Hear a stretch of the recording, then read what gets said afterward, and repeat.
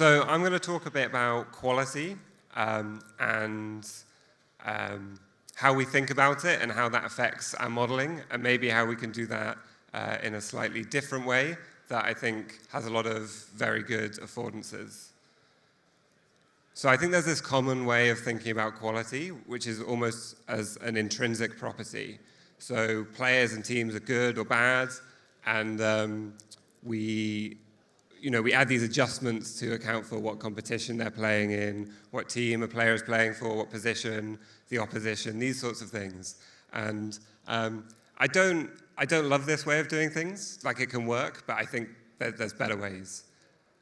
And so I think one way that I think is a nice way to think about quality is as this emergent property, as this result of the combination of the characteristics of the thing and the context which that's operating in. So the player or the team has certain characteristics, certain skills, and when put in a certain context, that is either good or bad.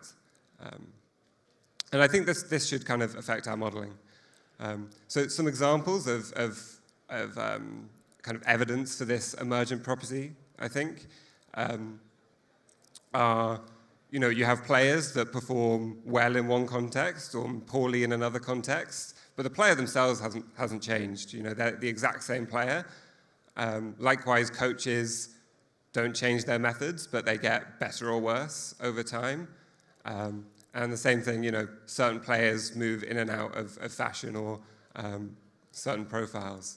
And in each case, the thing in itself, like the player, the team, the coach, they're not changing, but they're getting better or worse. Their perception of their quality is better or worse. So this really tells us that the context is very important, and understanding that is kind of key.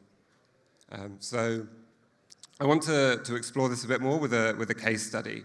So I'm going to talk a bit about teams and how we might approach this from a perspective of understanding team quality.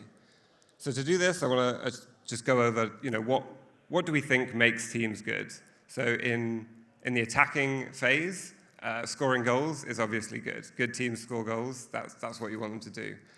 But to score goals, you need to take shots, and preferably good shots.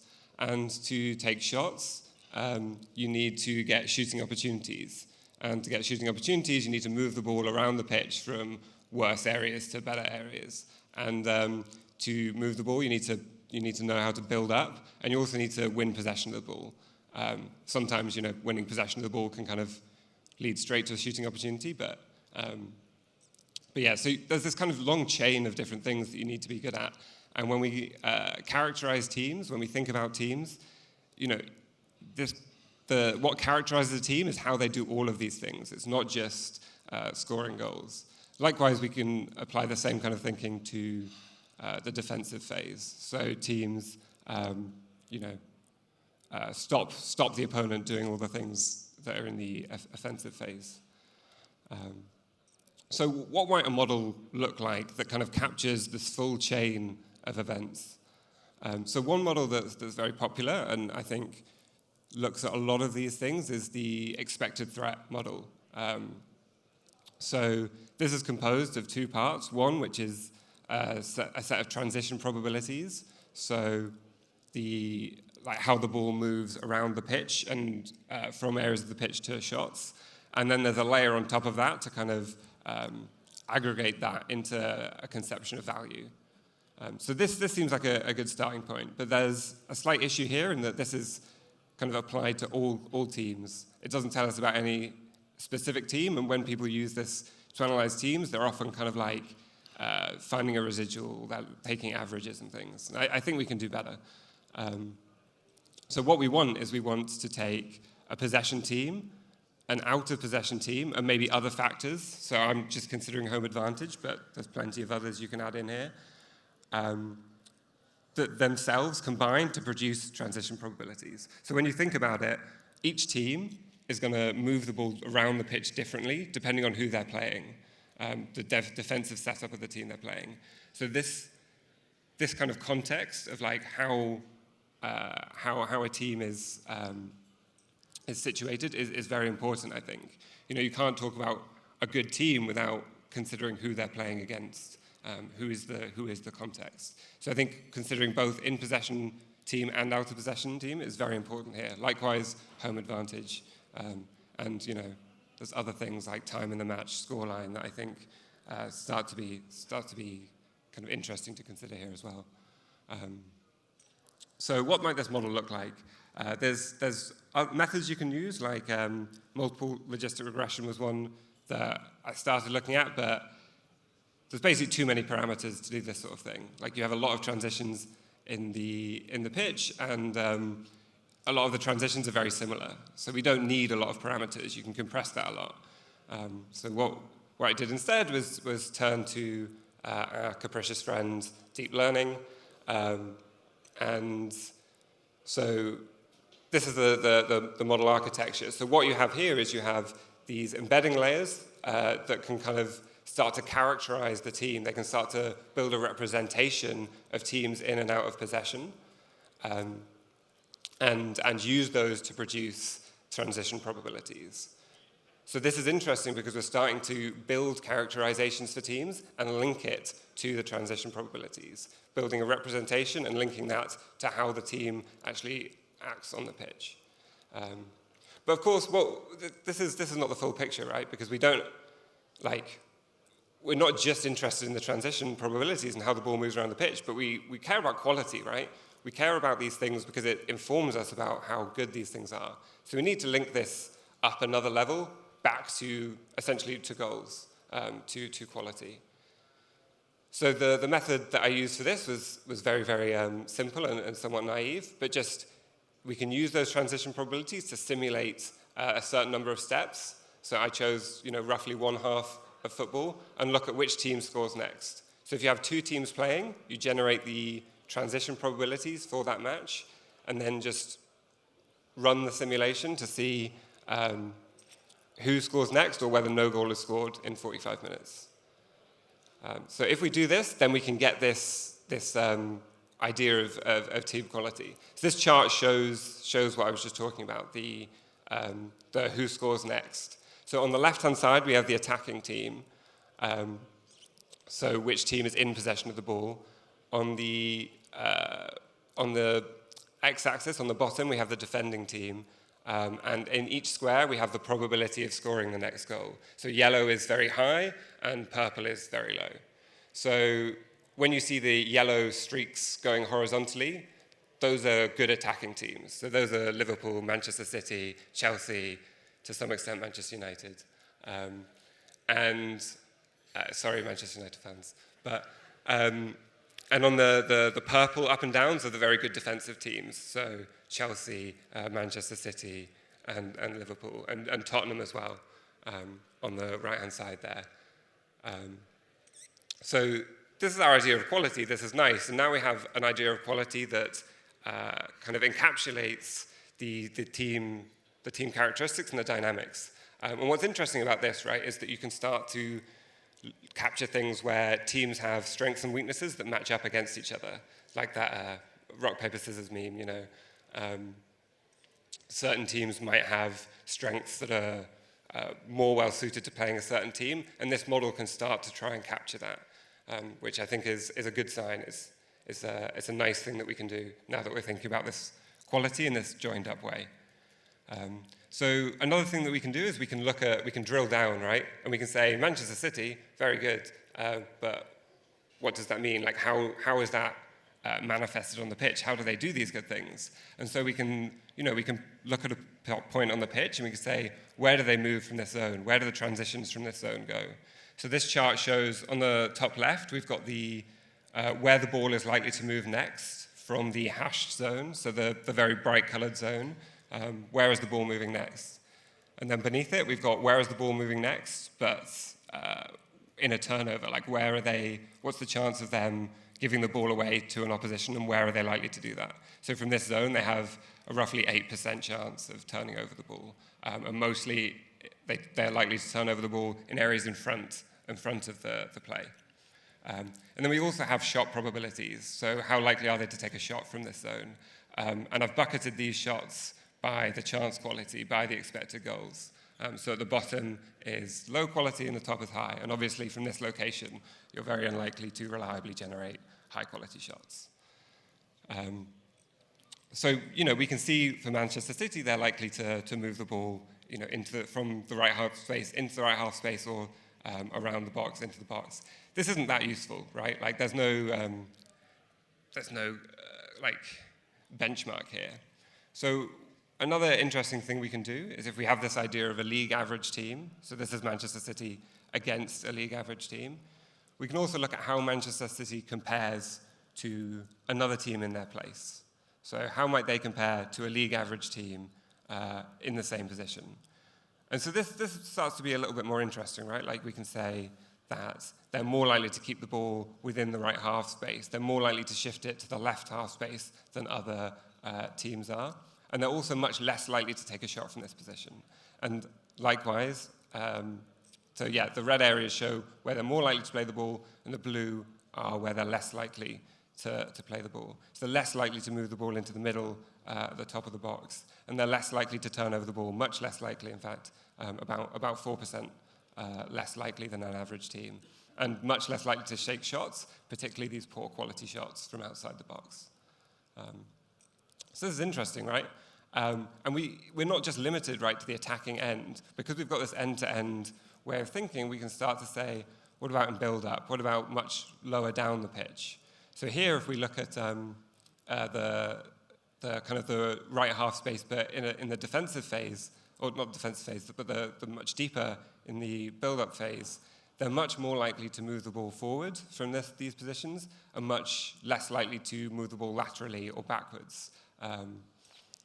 Which I think, again, is quite interesting. And, we could drill down into this further, right? Like, if you wanted to, you could find the individual passes that they're making from this zone, go to the video, and then you're kind of linking all the way up and down the stack. And as I've kind of alluded to, you can also look at things the other way, right?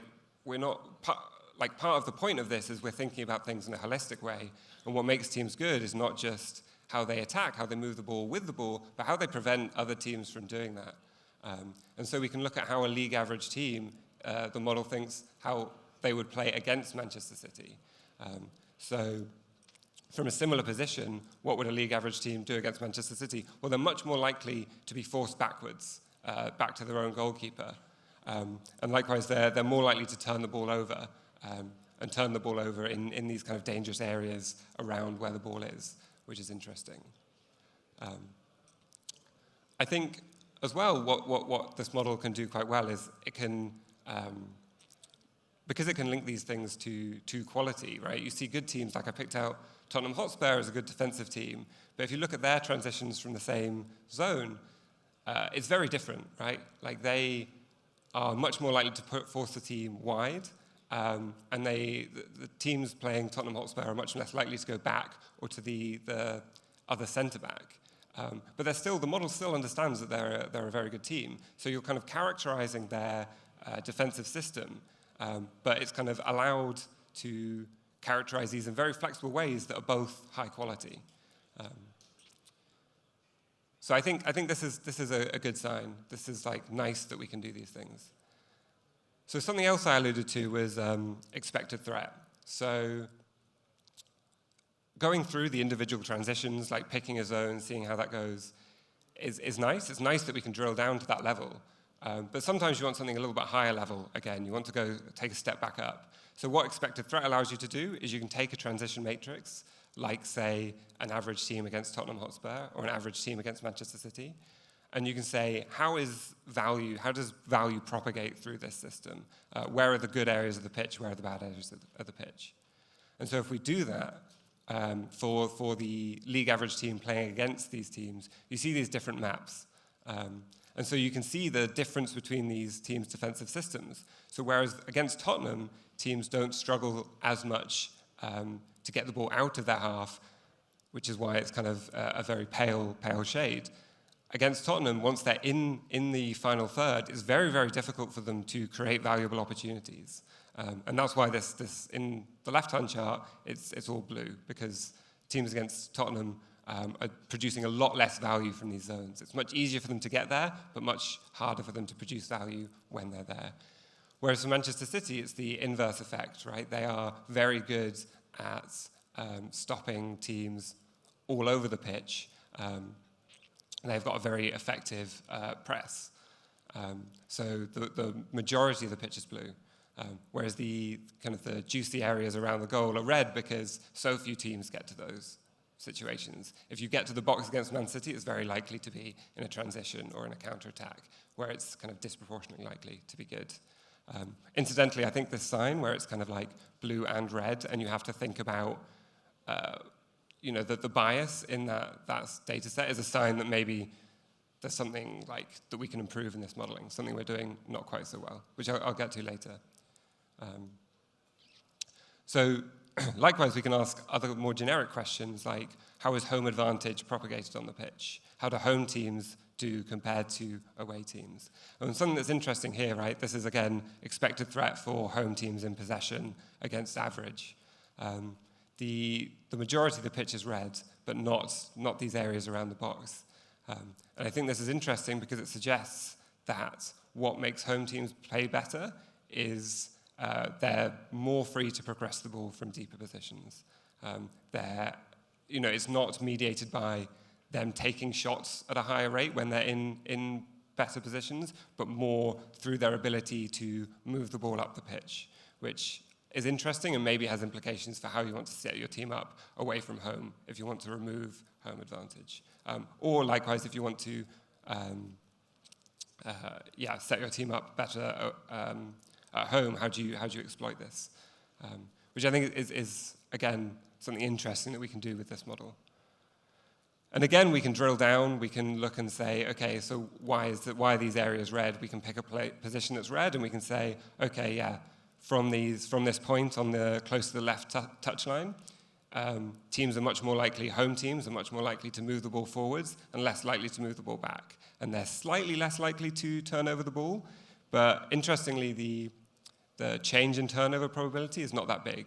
But the majority of the change in expected threat, the increased danger that home teams produce, is from being able to move the ball forward, not from keeping the ball, which again, I think is an interesting, worthwhile thing to know. So I've kind of alluded to things that we might want to do to improve these kinds of models. And I think really like dividing the pitch into bins is a bit of a hack, right? Like we don't actually care to some extent about the ball on the pitch. What we care about is the match state in a more abstract sense. And we care about how that match state evolves. And that's kind of correlated to where the ball is on the pitch. Like if the ball's in the attacking area, like you're probably attacking. But we see things like teams having defensive possession high up the pitch because that's a really effective way to keep the ball away from your own goal. So there's a few ways that we could maybe improve this to better capture the idea of the overall match state. So like looking at continuous inputs of X, Y, rather than like arbitrary bins would be one way. This model doesn't look at set pieces, but that's clearly a really important part of the match state. And likewise, we think a lot about phase of play, build up, and so on. And I think that's a very important part of the match state. And so maybe you could think about hidden Markov models or something like that could capture this. And likewise, with more and better data sets like 360 tracking data, maybe you can better build representations for the match state. So something else I was thinking about that maybe could be interesting is like, teams are just collections of players with a coach. Like maybe we don't want to represent the teams at all. We just want that to be a pure product of the players and the coach. That's something that you could kind of easily plug into this model. Well, in theory. So one challenge with this kind of thing is those abstract representations that you develop for teams, players. Sometimes validating them, debugging them can be hard because they're abstract. So this is a challenge that you need to come up with ways of validating them. Likewise, there's there's an extra layer of adjustments, right, where teams adjust their strategy based on who they're playing. And this model, although in theory I think it could pick that up, like it could have teams drastically changing the ball movement based on their opponents and their idea of the opponent, it doesn't really do that. So that's another thing that this model maybe needs to be tweaked to capture. So to summarize what I want you to take away from this talk is that quality is an emergent property. It's not intrinsic. It's a result of the environment in which things operate. And we can model this. We can actually try and capture this. And I think a good way of doing this is by mapping those characterizations to the end outcomes that we care about. By doing that, I think you get a lot of really nice affordances. You can move up and down abstraction levels. You can drill down. You can go back up. And you can create this, this much more dynamic set of tools. I think another really important thing here is that this makes any of our assumptions about context really explicit, right? Like, I was talking here about teams playing the league average team, but normally, you take an average, that is very implicit. And if those assumptions are violated, if the context in which you're talking about changes, maybe a player's moving into a different league, you're gonna get caught out because the context is very important. So making these things explicit, I think, forces you to think about them, and it gives you more ways to experiment with them. Likewise, I think building representations, like these embeddings, is very nice for this kind of model. And I think often it works quite well in that you can use these representations, if they're good, for other things, right? Like you can develop models that characterize build-up play. You could have tags on teams saying, this is this type of team, this is this type of pressing team, and so on.